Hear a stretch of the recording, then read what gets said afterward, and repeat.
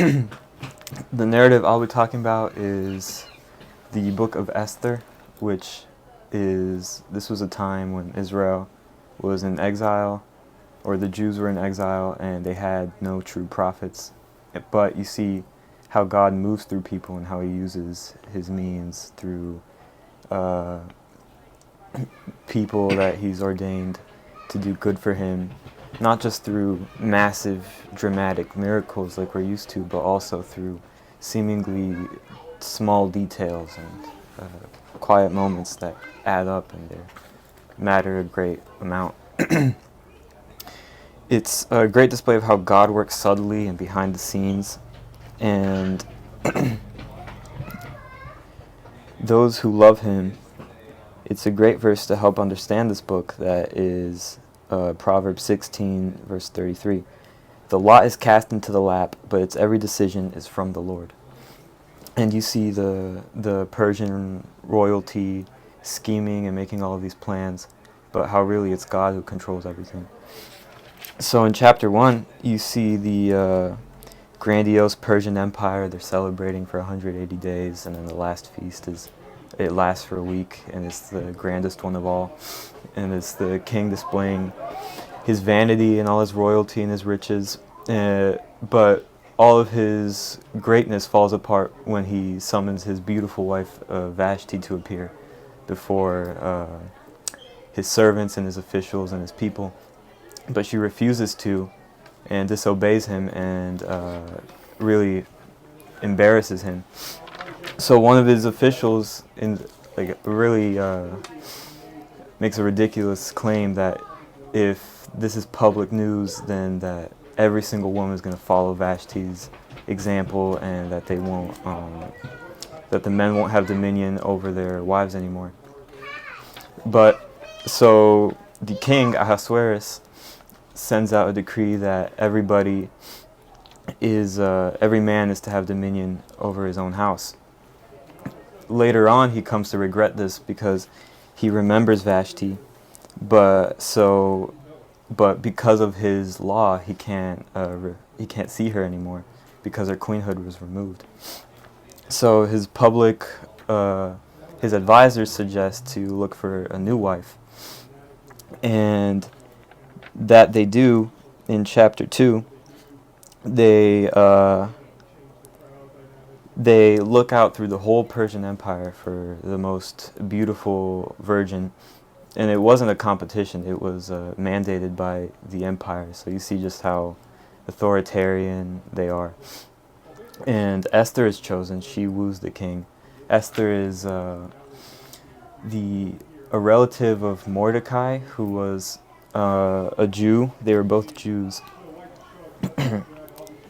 And Esther was one of the women chosen for the king. And she I guess, stole his heart, and he liked her the most, so he made her queen. But Mordecai commanded her to not reveal anything about her heritage, her Jewish heritage and her family. And then Mordecai, who it seems that he's a royal official because he was around the king's courtyard. He heard the doorkeepers planning to assassinate the king because he overheard them. They had easy access to the king because they were at his doorway.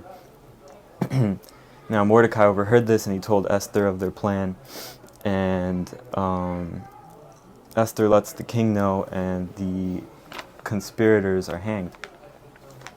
Now, for some reason, it was usually custom for Persian kings to reward the people that helped them out handsomely, but for some reason the king didn't reward Mordecai, and you see how God uses that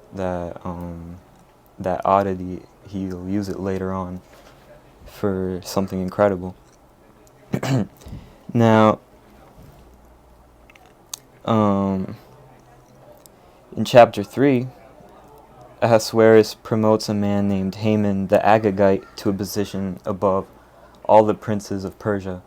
And really, Haman is a really vain man, and you see how he constantly brags about all of his royalty his riches and everything that he has, all of his power. Now, something I thought was really interesting was that it says that Haman was an Agagite or Agagite, and Agag was the king of the Amalekites, and that the Amalekites were a kingdom, a demonic kingdom that God had sent Saul to completely wipe out in 1 Samuel 14 through 15. But Saul, he didn't obey God. He didn't wipe them out completely, and he took riches for himself. And because of Saul's disobedience, you now see Haman, who's going to very soon pose a great threat to the entire Jewish people. Now, Mordecai at this point, I guess, wasn't holding back about his Jewish heritage anymore. So when the king commanded all of his servants to bow down to Haman, Mordecai refused, and he would stand up and he would defy Haman. And this was a massive object of Haman's wrath. So for everything he had, just because one man wouldn't bow down to him, it completely shattered his world. And so he cunningly deceived the king, and he told him that there was a certain people that wouldn't obey the king, but he didn't tell them it was the Jews. He was cunning, he was deceiving, kind of like Satan in Job, and he didn't say that the people that he wanted to destroy were the Jews. And so Ahasuerus, who didn't bother to fact check at all, he was like, do whatever you want, send out the decree. And so they sent it out. And this is obviously a great disaster.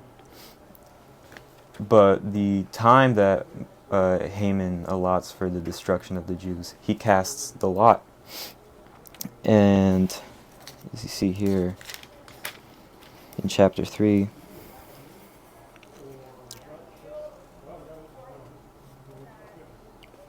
chapter 3, verse 7, it says, in the first month, that is the month Nisan, in the 12th year of King Ahasuerus, they cast Pur, that is the lot, before Haman from day to day, and from month to month, to the 12th month, that is the month Adar. So that was a long time away, and you see how God uses that large gap in time to save the Jewish people. So though the king may cast the lot, God decides where it lands. And now Mordecai is grieving, and he tells Esther the news. And so she sends out to her people to fast and pray. And this is in chapter 4.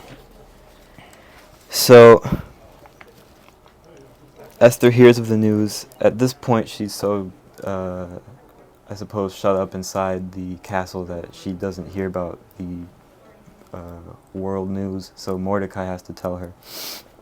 And she hears of the news, and she sends out to all the people to fast and pray. And it reminds me of the verse where 2 or 3 are gathered when they pray, that God will hear. So that's what she sent out to do. And in chapter 5, instead of just running up to the king and saying that the Jews are in danger, she sets up a plan to have a very private banquet with just the king and Haman. So this was very dangerous because Persian kings were always at danger of assassination. So if anybody were to come into the courtyard unannounced, it was seen as an assassination attempt, and they were ordered to be executed on the spot. So even the queen. So unless he used his golden scepter, which allowed them to enter in safely. So Esther was at risk of this, but she risked it anyways. And she said, if I perish, I perish. But she risked her life for God. And she went up before the king, and he used his golden scepter and allowed her to come and talk to her. And she tells him about this banquet that she has planned for just her and Haman. And they eat, and he asks Esther what her petition is, what she wants, because he he would give her anything. But she doesn't say it yet. Instead, she holds it off and she just says, I'll tell you, or I have another banquet prepared for you tomorrow. And that's what happens. So Haman goes away pleased, and he leaves from the banquet when he sees Mordecai just standing there, refusing to bow down before him. And this just immediately, again, shatters his worldview. And he goes and he tells all of his wise men and his wife about how powerful he is and how important he is, but just how one man refusing to bow down to him just completely destroys his world. And how he wants, even though he already has the plan set in motion to destroy the Jews, he wants Mordecai dead right now. And so at this point, his wife and his wise men almost seem to suggest that maybe you can't overcome the Jews because they have God, as you see on chapter 5 verse 14. Or let me see.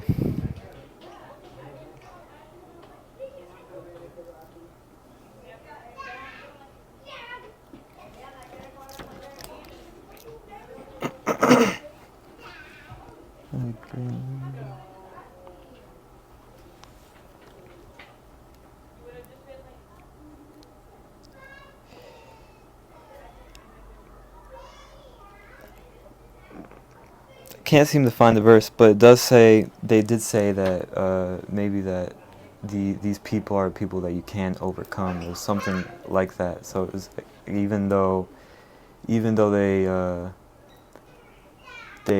don't believe in God themselves, it's like they just know how powerful God is, which is like how the lost deceive themselves about how God doesn't, about how they really they just try to avoid God.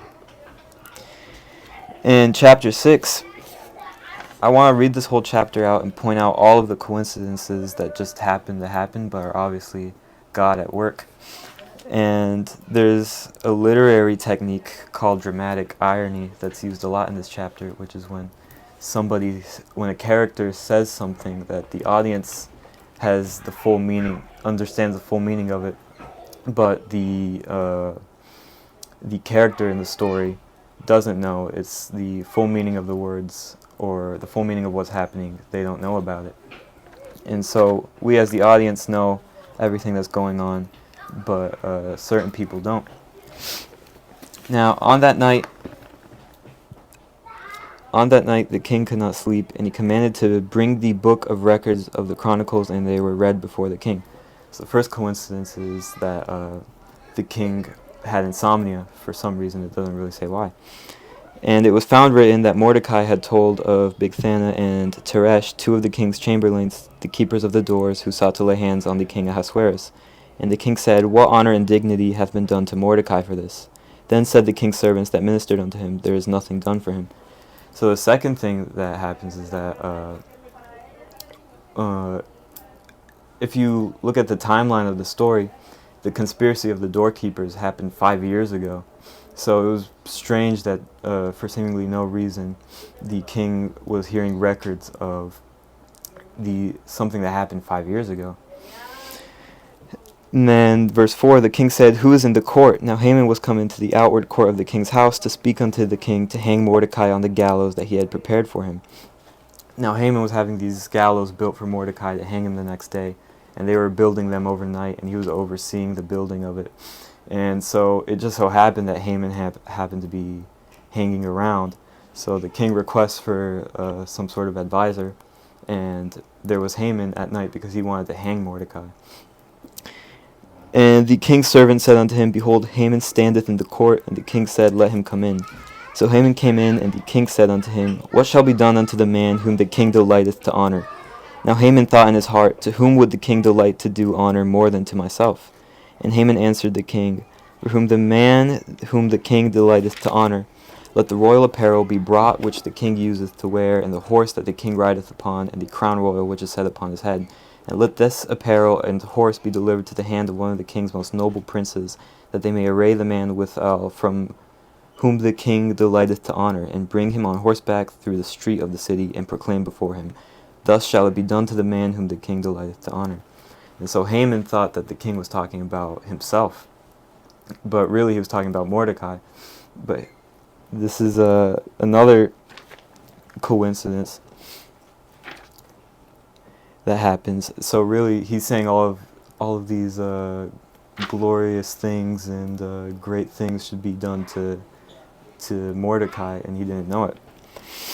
Then the king said to Haman, Make haste and take the apparel and the horse, as thou hast said, and do even so to Mordecai the Jew that sitteth at the king's gate. Let nothing fail of all that thou hast spoken. Then took Haman the apparel and the horse, and arrayed Mordecai, and brought him on horseback through the street of the city, and proclaimed before him, Thus shall it be done unto the man whom the king delighteth to honor. And Mordecai came again to the king's gate, but Haman hasted to his house mourning, and having his head covered. Oh, this is in chapter 6. And Haman told Zeresh his wife and all his friends everything that had befallen him. Then said his wise men and Zeresh his wife unto him, If Mordecai be of the seed of the Jews, before whom thou hast begun to fall, thou shalt not prevail against him, but shalt surely fall before him. So this is them saying that, maybe you just can't overcome God. And even though they aren't saved themselves, it's just something that they can't help but notice. And while they were yet talking with him, came the king's chamberlains, and hasted to bring Haman unto the banquet that Esther had prepared. So all these things that just seem to happen, this is what I was saying earlier about how God uses these seeming coincidences and small things, but he uses them for good. So now Haman's plan completely deflated on his face, and for all of his pride, it's is bringing him down to more shame than he's ever known. And in chapter 7, this is the second banquet. Haman must have stayed up all night overseeing the preparations of the gallows. And so Esther makes her plea about the Jewish people that they would be utterly wiped out. At this point, she's not afraid to reveal her ethnicity or her heritage anymore. And the king, because he loves and respects Esther so much, it seems, he becomes furious with this. And he said, Who's responsible for doing this? And she said, Haman is. So the king became furious, which really this would have been avoided if the king had actually looked into what Haman wanted to do.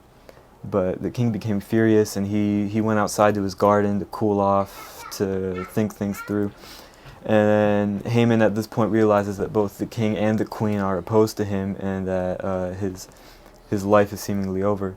So he, in desperation, he throws himself across the table or the bed whereon Esther was, because he was just begging her to have mercy on him. But really it looks like he was making some sort of unwanted advance, because when the king came in, he just sees Haman stretched out towards Esther, and he's like, Hey, what's going on here? That's it. And then the king asks, What should be done to Haman? And his officials say, Look, here's the gallows that he built for Mordecai, the man who meant good for you. Let's hang him on this. And then that's what they do to Haman, and his plan just falls completely on his face. He was a prideful man that just boasted in riches and material things. But ultimately, the faithful prevailed. So in chapter 8, they worked to reverse Haman's decree, because when the king sent something out with his royal signet and it was declared, it was a commandment that couldn't be reversed. So now a new commandment was written that the Jews could defend themselves against any who dared to attack. And so many rejoiced, but many were still intended to go to war with the Jews. But the Jews, they completely prevailed, it tells us. And also, something important to see here is that they didn't take the spoils, they didn't take the loot, which is the opposite of what Saul did when he was commanded to wipe out the Amalekites. So they didn't take the loot, which was them obeying God's command. And it also tells us about the origin of a Jewish festival called Purim. And although the Jews were saved from utter destruction, it does point to that there was a greater salvation in somebody to come, which was Jesus. Uh, so, yeah, that was Esther. It was very, you see how something interesting is that God isn't mentioned explicitly in name, but you see him working through all these things that seem like coincidences, but they just happen and they turn into something great, and how he saves his people and how he's preserved them and how he keeps his promises. And I would highly recommend to read Esther, because you see how God, if you read it knowing that God is behind the scenes and everything, and you see how he works and how the faithful are rewarded, then it will do great things for you. And it's been immense for me.